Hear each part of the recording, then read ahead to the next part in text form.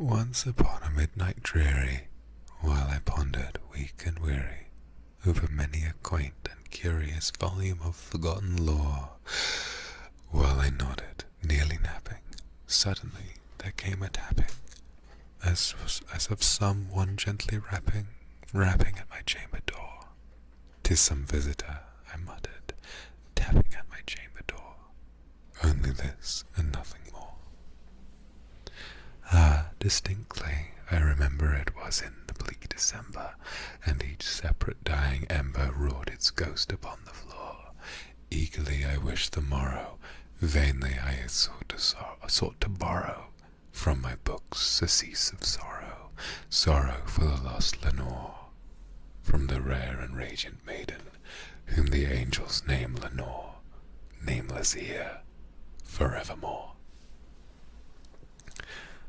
And the silken, sad, uncertain rustling of each purple curtain thrilled me, filled me with fantastic terrors never felt before, so that now, to still the beating of my heart, I stood repeating, "'Tis some visitor, entreating entrance at my chamber door, some late visitor, entreating entrance at my chamber door. This is it, and nothing more." Presently my soul grew stronger, hesitating then no longer. "Sir," said I, "or madam, truly your forgiveness I implore, but the fact is I was napping, and so gently you came tapping, and so faintly you came tapping at my chamber door, that I scarce was sure I heard you. Here I opened the door, darkness there, and nothing more."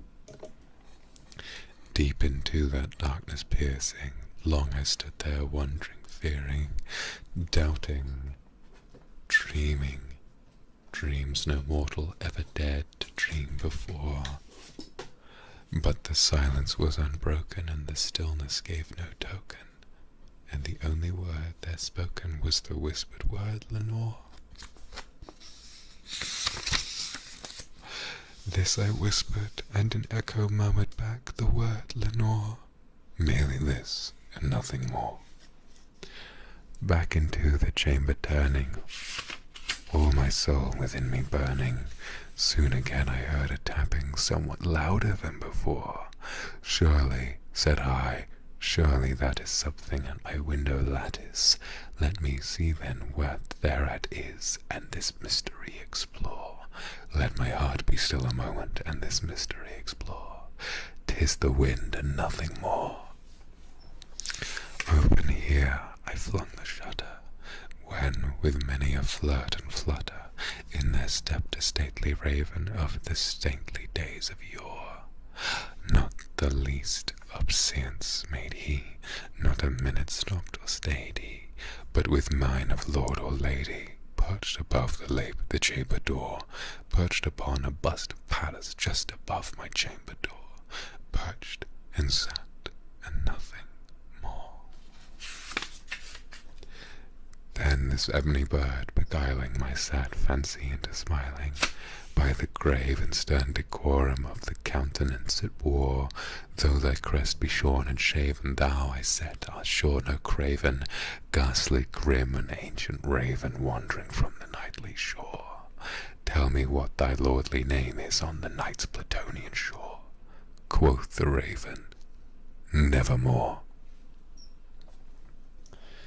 Much I marvelled this ungainly fowl to hear discourse so plainly, though its answer little meaning, little relevancy bore, for we cannot help agreeing that no living human being ever yet was blessed with seeing bird above his chamber door, bird or beast upon the sculptured bust above his chamber door, with such name as Nevermore. But the raven, sitting lonely on the placid bust, spoke only that one word, as if his soul in that one he did outpour. Nothing farther than he uttered, nor a feather than he fluttered, till I scarcely more than muttered, "Other friends have flown before. On the morrow he will leave me, as my hopes have flown before." And then the bird said, "Nevermore." Startled at the stillness, broken by reply, so aptly spoken, doubtless, said I. What it utters is only stock and store, caught from some unhappy master, whom unmerciful disaster followed fast and followed faster, till his songs one burden bore, till the dirges of his hope that melancholy burden bore, of never, never, never, nevermore. But the raven still beguiling all my fancy into smiling, straight I wheeled the cushioned seat in front of bird and bust and door. Then upon the velvet sinking, I betook myself to linking fancy and fancy, thinking what this ominous bird of yore, what this grim and gainly, ghastly, gaunt and ominous bird of yore meant in croaking nevermore. This I engaged in guessing, but no syllable expressing, to the fowl his fiery eyes burned now, burned into my bosom's core. This and more I sat divining, with my head at ease reclining on the cushion's velvet lining that the lamplight gloated o'er, but whose velvet lining with the lamplight gloating o'er she shall press, nevermore.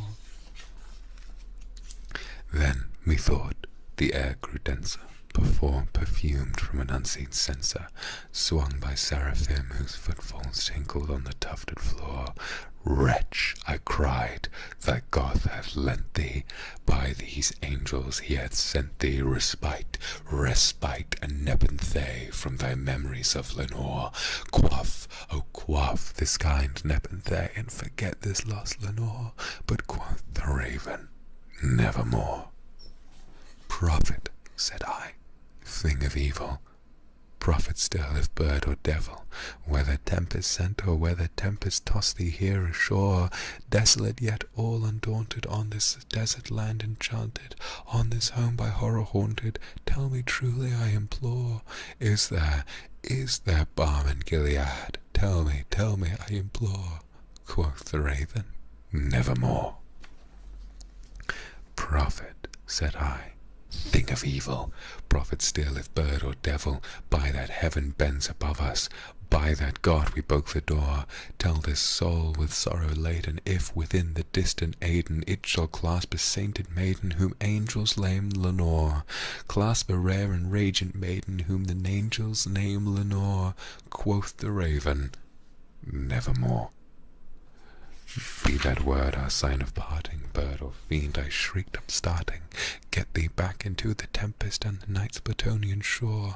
Leave no black plume as a token of that lie thou soul hath spoken. Leave my loneliness unbroken, quit the bust above my door. Take thy break from out my heart, and take thy form from off my door. But quoth the raven, nevermore. And the raven, never flitting, still is sitting, on the pallid bust of Pallas above my chamber door, and his eyes have all the seeming of a demon's that is dreaming, and the lamplight o'er him streaming throws his shadow on the floor, and my soul from out that shadow that lies floating on the floor shall be lifted nevermore.